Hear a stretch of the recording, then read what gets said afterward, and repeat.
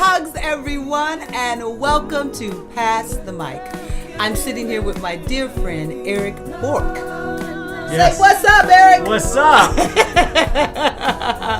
It is a joy that you've joined me today. I don't even know all of the things that Eric has done, but can you get a little glimpse of what's going on? His wife and I were insistent that, we wanted to be shameless hams. Absolute plugs. Show me the money, baby. So this is an Emmy. Eric, what did you get the Emmy for? I won one for an HBO miniseries about the Apollo space program back in the 90s called From the Earth to the Moon that Tom Hanks executive produced, and I worked for Tom Hanks. I was a writer-producer on it. He's an amazing writer. And you have 2 Emmys, correct? Yes. What's the other Emmy? The other's for another HBO miniseries that Tom Hanks and Steven Spielberg executive produced called Band of Brothers, which was also on HBO back in 2001. So, you know what's so beautiful? I remember when I was doing a lot more acting, I would lie on my resume. And somebody caught me and said, when you really work on something, you know the production company.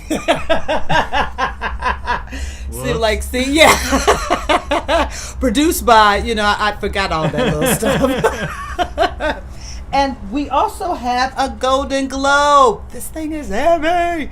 What'd you get the Golden Globe for? The same thing. Those 2 miniseries, we won both awards for both. So greedy. All of the producers, which I was one of like 10, got to each share in that award. So it's like a group award. So now because I don't know, I haven't gotten one yet. I'm working on it.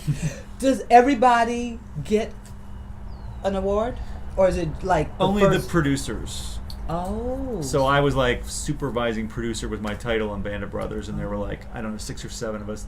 They sometimes tweak the rules because they try to limit how many people get them, but traditionally the producers are the ones that get it if it's for best miniseries, which is what it's like at the Oscars. Best Picture goes to the producers, not the director, although sometimes the director is also a producer. Gotcha. So that's just how they do it. There's so much I got to that share goes in on. it as one of the kind of medium to lower level producers. A whole team of us each got one. Now, as supervising producer, what do you oversee in a project like that? Well, it's kind of just a term that doesn't necessarily have any inherent meaning. These producer credits, they have like executive producer, co-executive producer, supervising producer. It kind of is up to the particular production what those terms mean. Higher level titles equate to like a little bit more money and supposed responsibility, but in my case it was mainly involved in the writing process, helping to oversee the creative process in terms of the scripts and the other writers, and sometimes I was rewriting the scripts that other writers had written, like as we moved into production. Do they like that? Usually not. Or giving them notes, sometimes on behalf of the other people above me, but I might be the day-to-day person giving them the notes on the writing. And in some cases, I had writing credit as well on certain episodes. Oh, nice. But I also had the supervising producer credit on all the episodes. And in some cases, that meant I actually did some rewriting. In some cases, I didn't do very much at all, but I was just part of the team for the whole thing. And they give you that credit on every episode, regardless of what you did on that particular one. But I was part of as Tom Hanks called it, the brain trust of like 5 people maybe or so that were sort of like the inner circle that he and Steven Spielberg wouldn't necessarily be there day to day on every single decision. But I would be there more so to sort of carry out their vision and what they wanted, and along with several other people. See, Tom Hanks, Steven Spielberg. You know what we're talking about, right? You know those people, right? A little name dropping never hurt nobody. So, how long have you been writing? 30 years, I guess. I mean, when I was in college, I studied film production, and there was some writing involved in that, and that was back in the late 80s. Middle 80s. Yeah. Okay. And now you have a particular style of writing? Yeah, I mean, I have a particular genres and sort of taste, the things that I like to write that actually are very different from the things that I'm known for. I really like basically comedies with heart. Sometimes kind of edgy comedies, smart comedies, but with heart. So are these girl flicks? Would these be considered girl flicks? Sometimes, but they're usually, male main characters. So, like, I can think of a girl flick as something that's from the female point of view, and it's mostly female perspectives, which I can't really write that well. So, but because I write, romantic comedies sometimes, which are seen as a more female fan base, Right. but they have, male characters are more likely to be at the center. Like for instance, like a movie like The 40-Year-Old Virgin or Right. Wedding Crashers. Those are both like male main characters, but they're kind of like sort of like romantic comedies. Yeah, they are. With sort of edgy stuff in them, I give you that. I love both of those. I thought they were hilarious. Yeah, I love both of those. And, now with writing, a lot of times, I don't think people see the community that writing creates. You bring about community with people. Sometimes it's just with themselves. But then also, book clubs are so big right now. What do you feel about that with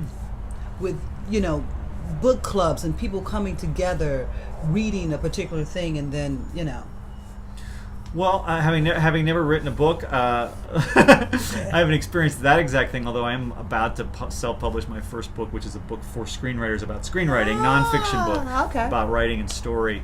I did just have my first experience of something I wrote and directed, playing in front of an audience. Or at least my first experience since film school, because I just got back from a film festival where my short film premiered in Florida. And so the I name got of to the see film? the film is called I Got This.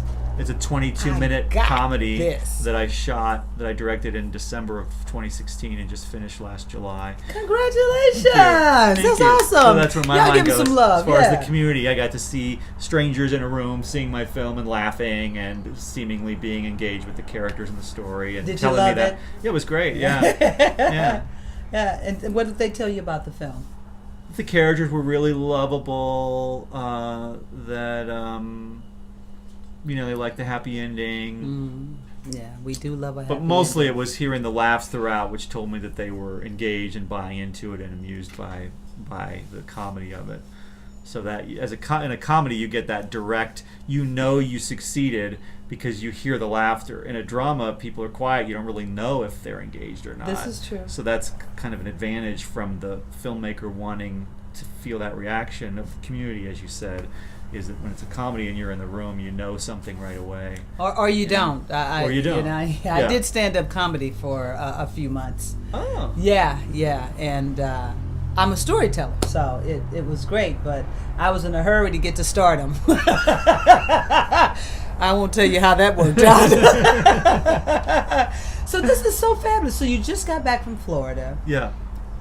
Now, was there like a film fest in Florida? It was the Florida Film Festival, which Okay. takes place every year in a little town called Maitland, just north of Orlando. Isn't it funny how they're in little small towns? Well, it's lot really of them. feels more like a suburb. I don't know if they call it a suburb, but it's really very close to Orlando. It's Okay. part of Greater Orlando, but they have this sort of really cool, like kind of art house theater there that has a year-round kind of fan base for the kind of stuff they program. It's called the Enzian Theater, and that's where the festival is based. Although my film played in a 20-theater Regal multiplex. Most of the films played there. They didn't all play in the sort of main theater. Right. But it was a 200-seat, comfortable reclining seats and Good popcorn. good popcorn. Yeah, and I got to be with the short films they program on a block with other short films. So that when people buy a ticket, they're buying a ticket for like a 90-minute experience. So instead of one film, it's like 8 or 7 of varying lengths. So I got to know some of the other filmmakers who were also there. They were all from LA or New York, it seemed like. But like myself, some of them came in and were there for the screenings, so we got to know each other and bond and hang out. Now, what gave you the idea for the title? I Got This. Good question. Well, it started as a feature film screenplay that had a different title, and then I was like wanting to like raise the money and make a movie, which I still want to do on a feature film basis as my next thing. So what makes the difference between? Well, I'm a question. So feature film is hour and a half, 2-hour movie. A short film can be 5, 10, 15, 20 minutes, and if I was making a feature film, I would probably go after a higher level of known actors and certain levels of production value and things that are more costly budget-wise. So you just drop the people that you just worked with. Well, I would work with them again, but it helps to sell the movie if at least 1 or 2 of the stars are stars enough that people want to click on that on iTunes because they know that actor. Right. So it's really more for that reason of the investors having a chance to make their money back is why you want that and you. So anyway, a feature film is generally going to cost you at least $500,000, $1 million to make on most of the time it's going to cost that much. Whereas a short film you might be able to make for 5, 10, 15,000. So it's just a more doable thing financially. So people often start by making shorts. So does it give you a greater direction when you see the short? Like, does it help the story like even unfold more because you kind of see where you want to go with it, or no? Well, I wrote the feature first, and then I adapted a short version. Okay. I suppose after I wrote the short, it gave me ideas about the feature that I might have gone back and done a rewrite. I can't remember now on the feature because of things I gleaned from having done it as a short and worked on it. Yeah. But really, it's the short is kind of like sometimes they call it proof of concept. It's like something you can show to someone, and they could say, "Oh, this shows that this story and this filmmaker are legit, and we might now want to invest in their feature version or some other feature film that they want to make." Nice. I realize we have a rewrite because we did not do our song of the week. I just wow, I just passed that, but we're going to do it now. Okay. This is a song by Lynn Floyd. Yes. For those of you that know him, he's amazing, and for those of you that don't, go check it out on iTunes, and I'll have a link for him. So here we go. What's the song? It's called "You Ain't Seen Nothing Yet," not to be confused with the song of the same name by Bachman Turner Overdrive in the 70s. Remember that song? Oh, I think I remember. You ain't seen nothing. No, that's Gary. That's this song. Don't get me confused. I know. In my own mind, I'm trying to bring up the other one, and I can't remember. We'll get Gary down. Let's start it out. Help me out here. Yeah, okay. So it goes, "Sun'll come up with a wave of your hand. You're smack dab in the middle of the promised land. It all turned out just the way that you planned. Believe it, you will see it. Believe it, you will see it. And you ain't seen nothing. You ain't seen nothing. You ain't seen nothing yet. And you ain't seen nothing. You ain't seen nothing. You ain't seen nothing yet." That's the song of the week. Yes. I would have been so sad had we missed that opportunity. Me too. So sweet. So now, Eric, getting back to you. So you have the short, the film short that you've done, and you're getting ready to release a book to help other screenwriters how to. Now, this how to for them, does it encompass the technology? No, this book is only about one thing, which is what makes a viable idea for a story. It's not even about the writing process. It's about the understanding what makes something like a commercially viable idea for a film, TV, even book or stage story. What the elements are that I've kind of come up with. And That's powerful. I use this acronym of the word problem. Okay. Because every story is really about a problem that needs to be solved. And so each of the letters of problem stands for another word, and those are the 7 elements that I'm basically the book. It's kind of like the 7 spiritual laws of success, the 7 habits of highly effective people, only it's the 7 elements of a viable story idea. I love that, because in anything, whether you're writing music, music, a playwright, any kind of story, you have an issue. Yeah. That needs to be solved. Yeah. And it's how do you get there quickly, romantically, funny, tragically, whatever. That's very powerful, because a lot of times that stops people from the very beginning. Yeah. Not knowing how to come up with a great idea and how to flush it out. Because not always is the first idea the best idea. Right. That's what I've learned. Yeah. That it takes time to. It's like the most important part of the process, and the process people skip past too quickly, which is making sure your basic idea is a viable idea before you spend all the months of writing a script based on that idea. Exactly. And nobody gets it but maybe 5 people. That's not enough. Yeah. It's true. You may want to hold to it, but if you want to reach a broader audience, 5 people, you need more than 5 people. You, your mom, your cousin. What gave you the idea to do this book? Well, I've been counseling writers for years. I teach screenwriting, and writers hire me to be kind of their mentor, coach, evaluator of their material. Okay. And I blog about screenwriting, and I have a sort of following of people who read my blog and who find it helpful and sometimes hire me to help them critique their scripts or coach them. And so over the years, the blog has expanded to the point where I have all these articles I've written, and it's like this could be a book if I took some of these blog posts and then wrote more stuff, and so it's kind of like the next logical step when you do what I do to put it in book form and get it out there that way. I love it. We'll have to get the information for the blog, so the link will be below. The link for all you wonderful possible writers out there. This man is amazing, and it helps when you have a clear roadmap to help you, especially, now in the world of technology, people throw up anything very quickly. Very, very, very quickly without thought process. So it's nice to know that there's still a core work of creativity. You're creating a core work process for their creativity. Mm-hmm. Is that a fair assessment? Yeah, I think so. Yeah, and it's all because I needed to learn these things. It's all like my own trial and error over the years of what I've come to believe about story and screenwriting. So that's the best. I needed to figure it out for myself, and then just like sharing it with others. I'm loving the new look with Eric. I haven't seen him with the beard. I hadn't said anything because they were busy talking about the afro. But I mean, it's all like writer, filmmaker. It's all really cool, isn't it? Thank you. It looks good. It looks really good on you. It does. It looks good on you. So, what's the time frame you think for releasing your book?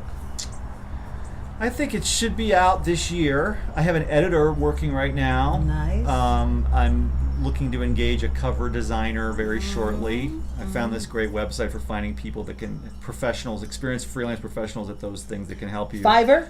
No, it's actually called Reedsy. It's just for books. It's okay. Reedsy. Okay. So I found an editor there. I'm looking at different cover designers, and it could be. I'm probably gonna figure out how to launch it on Amazon and how to probably get a bunch of people to read it first. That are then gonna review it right away when you put it out, which is sort of a strategy. So I didn't know there that. might be months that I have to sort of, even once it's done, plan all that ahead. So when is the best launch date? But I'm assuming by this year sometime. That's very exciting. I mean, I'm really excited about it. I think it's wonderful, the work that you do and what you give out to the community. Thank you. I know you really do spend a lot of time with your kids. I think that's really great. Not to say that mothers don't or that they do all the time, but it's nice to know when fathers spend time with their kids. You like your kids? I do. I really like them. Two of them are off at college now, and the other two are going to be soon, Right. within the year. So it's less and less time in person, unfortunately, but that's how it goes, That's really cool. Not every parent likes their children. They love them, but they don't always like them. I really like mine. All of them, yeah. I'm lucky that way. Like and love. That's very cool. Now, I haven't taken a picture of the other family member, which is Lily. Lily is special. How long has Lily been in the family now? I want to say 5-6 years, I think. Yeah, that's close. We hear Mama from the other room saying 8. 8 years. That's what we were saying, 8 years.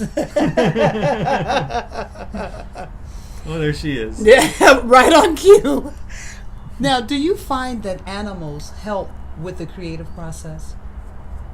I don't know. My dog actually likes to lay on the bed in the room that I use as an office, and she's in there a lot while I'm working. So we joke that she's like my assistant. Just the love and joy and peace that they bring, but beyond that, I don't know if there's any direct connection that I could see. But that's a big part emotionally, Yeah. to help keep you grounded and keep you at peace. To be able to be in a room and write requires discipline. How did you get your discipline? I know, you know a lot of people that love to write and say they love to write, but the discipline to sit and do it. Yeah. Well, you just kind of force yourself. I mean, I think I decided it was my ambition and my goal, sort of my real career that I wanted to have, which meant I was going to have to do it. And I kind there is that. I kind of learned that, it's good to have a regular schedule where every day there's a certain time that you do it. Like maybe if it's Monday through Friday, but still a certain time and a certain amount of time that you schedule the time, even if it's only an hour a day. And so, but even when you show up for that hour, there's a tendency most writers have to procrastinate and mess around and not really jump into it. It kind of requires getting into a certain receptive state to like have ideas flow. You almost have to get out of your head to do it, and that's like most of us are in our head most of the time. So the transition to get out of your head can feel like scary to your head or unattractive or not possible. So there's like this daily exercise of you're kind of like, okay, now I'm going to move into this other mode. I mean, sometimes when you're writing, you're just critiquing and rewriting, and that's sort of, you can be in your head for that. Right. But most of the time, you're really looking for ideas for the next scene, the next story, whatever, and that kind of requires a different kind of consciousness than our normal workaday consciousness. I love that because I believe that no matter what creative endeavor you're doing, in order to really be able to tap into, I call it the fountain, you have to get out of the human consciousness that bogs you down, that tells you while you're being creative that this is not going to work. Right. And it does. It tells me that every day. It's a real friend in that way. So you got a friend. To have that discipline, to understand that consciousness is really, for me, and this is me personally, consciousness is what you tap into to be able to let yourself get free. Yeah. To have that download. What does that feel like when you get that download of inspiration, of thoughts? Yeah, it's the greatest feeling when you have an idea that you like and you want to explore and play with it. Yeah, because sometimes in the process you're wanting and not getting, you're not tapped in, you're not feeling the flow, you don't really know what to write next. But as far as the discipline, it's like if you just say, and it's an hour a day or even a half hour a day, I'm just going to be here. I'm going to show up for this no matter what happens. And if at the end of that time not much has come, it's still okay. You just do it every day and it will come. You just have to keep at it. Well, practice with anything. You have to be diligent in your practice. And now, do you meditate? I do.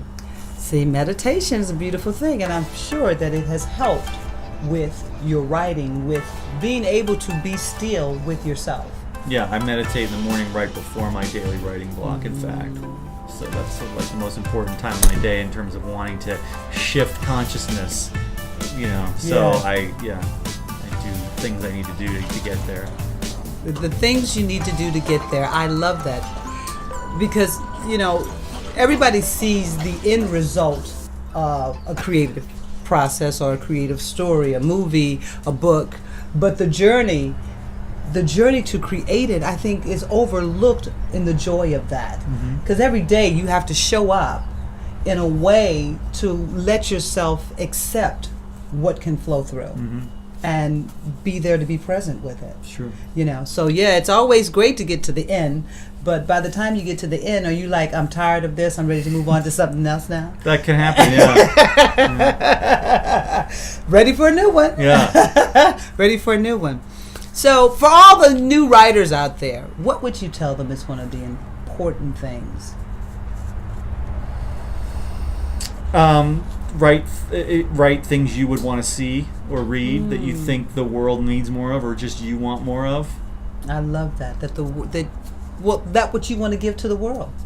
But also that you would want to experience. I think most of us are like, I wish there were more things like this particular favorite of mine out there. Well, that may be the thing that you can bring. Okay.